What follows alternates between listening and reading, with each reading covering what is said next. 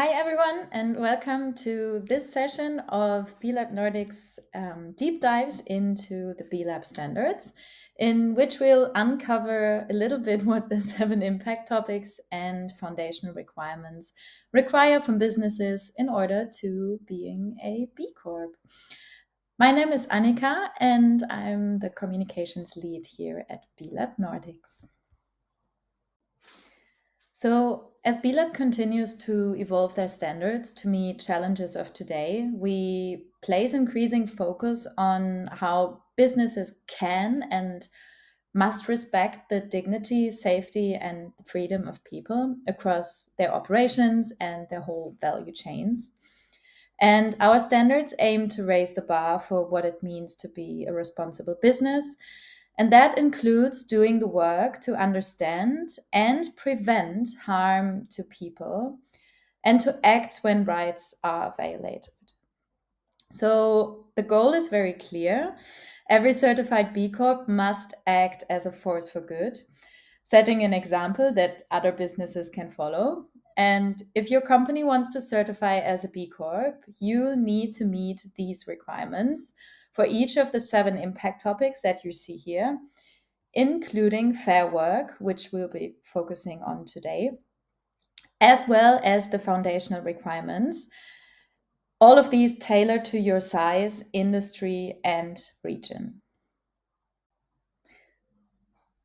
And today we'll be taking a closer look at the impact topic that is called fair work. And just like with the other impact topics, also the fair work requirements are structured to support continuous improvement over time. You're not expected to be perfect from day one, but you're expected to commit to take action and build on that progress year after year. And we'll start by showing you how this works across different timeframes, what's expected in year 0, meaning your first certification on this version of the standards, and how it builds over the years and your next recertification after year 3, year 5, etc. In general, most of the requirements for businesses differ by company size. And how we identify your company size is either by FTE, meaning full time equivalent employees, or by your annual revenue. And whichever is higher determines what applies to you. So it is worth identifying that now. So you can follow along with the standards that match your business. You can simply click pause right now in the video and then take a closer look. All right, let's dive in. Impact topic, fair work. Yes, fair work. Why does it matter? Simply put, fair work is about more than just wages. It's more about building a workplace where people feel respected, empowered, and safe.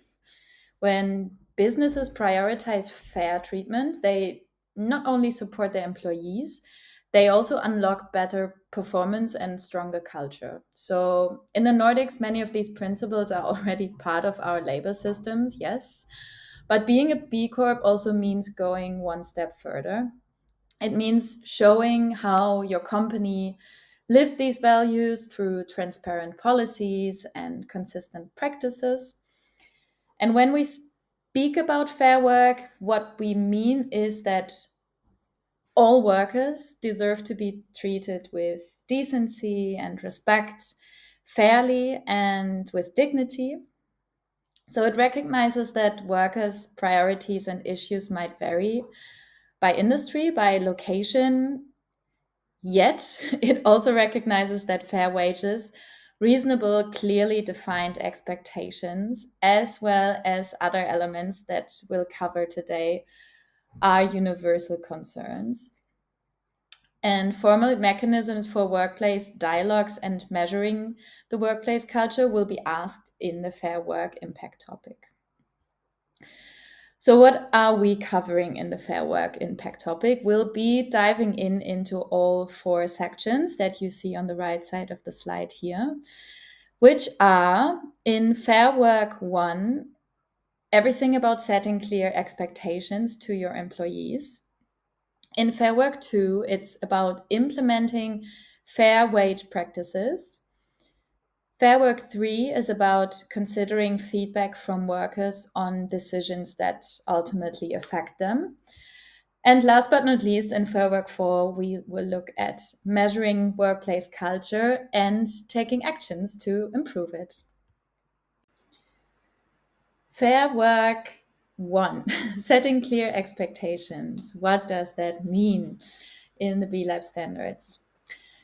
It actually means Fair Work 1.1 says that the company provides all employees a signed employment contract or offer letter. This usually starts before day one of the job. So, what it means is that every employee, no matter their role, should have a written agreement. Sounds very basic, maybe, but for flexible workers or freelancers, it's actually not always guaranteed. And then Fair Work 1.2, stating the company has equal cancellation periods when using variable schedules. What does that mean? So if you're using variable or 0 hour, they're called sometimes 0 hour contracts, which are very common in Denmark, Sweden, Finland, in, for example, retail, in hospitality roles, or even in logistics. You have to make sure that the cancellation terms are fair and that they're fair on both sides. So, for example, they include equal notice periods, both for the employer and the employee, which matters, and it matters for economic security and also to build trust. Fair Work 2, implementing fair wage practices. This is a big one, and it includes multiple steps depending on your company size and the maturity. But in general, by committing to compensation that meets workers' needs and also reflects their contributions without any discrimination, companies help to ensure economic security, they reduce inequality, and uphold the basic rights of their employees and their according families. So let's dive in. Fair Work 2.1. It's about not asking about past salaries. The company has a policy of not requesting wage histories from job applicants. This is already aligned with the EU Pay Transparency Directive. Asking candidates what they earned before simply reinforces inequality. So let's not do it. Fair Work 2.2. The company tells workers how it sets their wage and what benefits they are entitled to. Basically, being transparent about pay. Tell people how their salary is set, what is included, what's the base pay, bonuses, benefits, everything to empower them. If you're a Nordic company, you likely have a strong foundation already, but sharing this clearly matters. Fair Work 2.3, the company has wage scales. Especially for larger companies, this helps to prevent salary outliers and also very important to reduce pay gaps. You can think of it a bit as setting a fair wage range by role and seniority, something that actually many Nordic public institutions already do very well. Fair Work 2.4 to 2.7 are mainly about understanding and acting on your pay gaps that exist. So you mainly start by calculating your gender pay gap.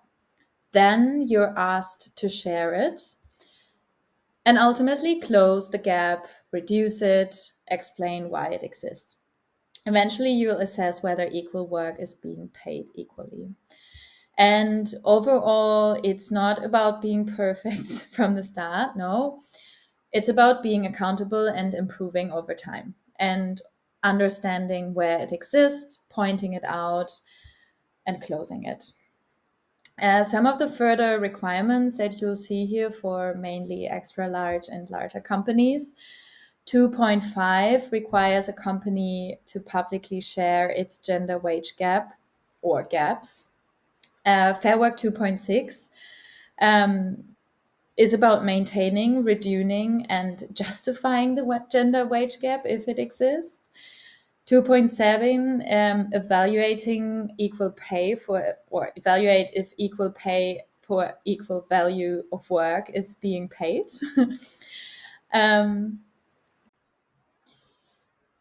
Fair Work 2.8, which leads us to Fair Work 3 as an next. And last but not least, Fair Work 4. Yay. So that wraps up the overview of the Fair Work. One thing you can do now to explore the standard, or you can join us in our next open office hour.